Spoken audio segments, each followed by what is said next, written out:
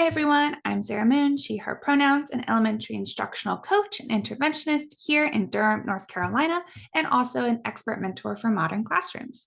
Today, we're going to be going through another Keeping Up with Modern Classrooms teacher tip.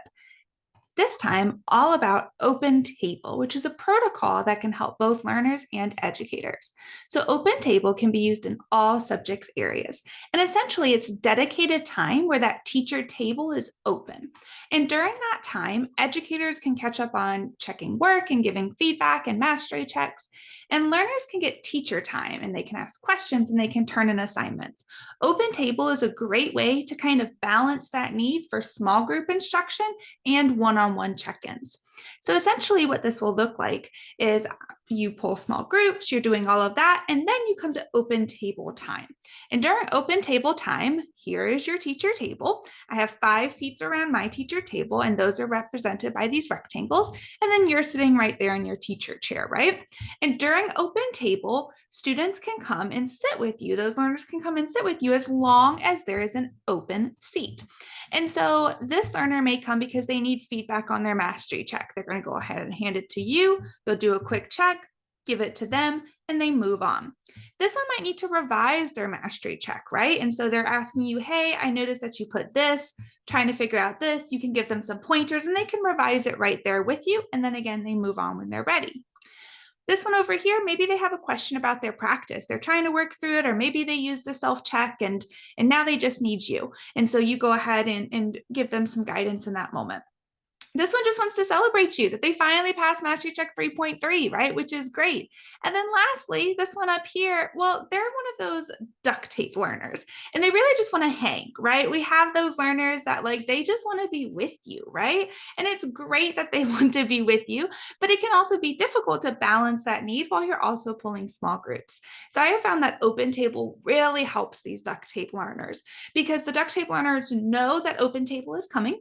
They know that you're going to give them that attention. They know that they are going to get some time where they get to just sit and be in the same space as you. And so it allows them to kind of have a little bit more patience and a little bit more motivation to wait because again, they know that that open table time is coming.